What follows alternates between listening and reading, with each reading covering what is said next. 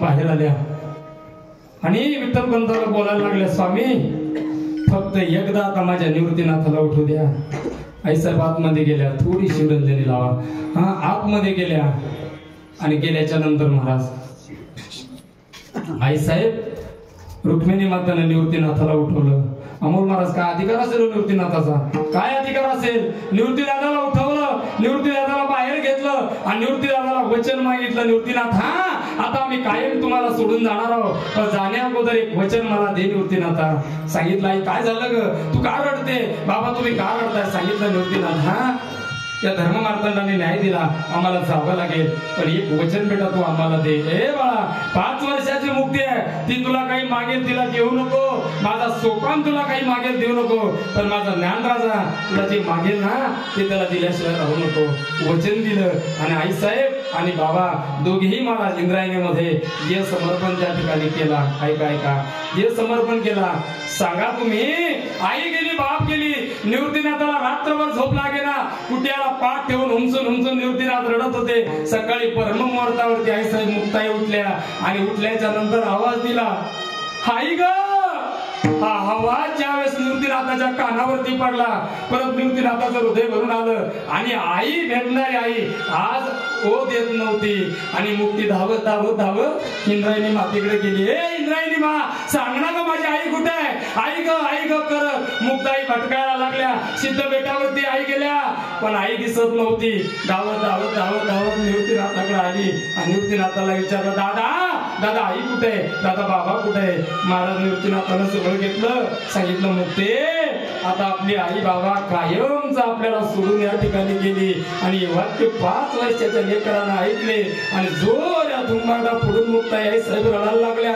आवाजानं माऊली ज्ञानोबा राय जागे झाले, सोपान जागे झाले आणि चारीच्या चारी लेकर महाराज निवृत्तीनाथाच्या गायब करून रडायला लागले. अलंकापुरी सोडली, पुढे तीर्थयात्रा करायला लागली. कथा भाग ज्ञात आहे. आणि त्यावेळेस माऊली ज्ञानोबा राय निवृत्तीनाथाला म्हणावं त्या ठिकाणी, दादा आता मला तुम्हाला काहीतरी मागायचंय. आणि मागायचं म्हटल्यावर आईचं वचन ध्यानात आलं. सांगितलं, दादा मला काय पाहिजे तुम्ही ऐका. माझा मराठाची बोल कौतुके, परी अमृता तेही पैसा जिंके, ऐसी अक्षरे रसिके मिळवली. हा संस्कृत मध्ये असलेला ग्रंथ मला प्राकृत मध्ये करण्याची मुभा द्या. पूर्वी प्रथा होती, पूर्वी प्रथा होती वारकरी संप्रदायाची आणि निवृत्तीनाथानं त्या ठिकाणी मुभा दिली. महाराज जर निवृत्तीनाथ त्या ठिकाणी मुभा देत नाही, विठ्ठलपंत देहांत प्रायश्चित करत नाही, महाराज ते विशाल ज्ञान तुमच्या आमच्यापर्यंत पोहोचत नाही. म्हणून तुकोबाराज सांगता की याच्यातून उतरावण्यासाठी मी काय करू, काय द्यावे, काय द्यावे त्यासी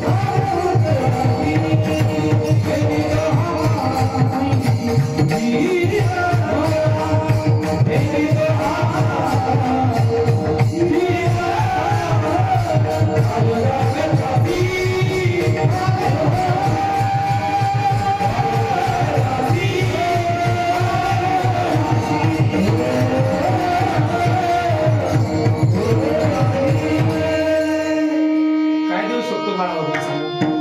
अरे ध्यान तर प्रायश्चित करावं लागलं. माऊली ज्ञानोबरायाला समाजाने भिक्षा दिली नाही. एवढं करून सुद्धा संतांनी आमच्याकरता एवढं विशाल ज्ञान या ठिकाणी तयार करून ठेवलं. आणि आमचा जीव जरी त्यांच्या पायावरती दिला महाराज तर तुकोबराय सांगतात तो कमी होईल.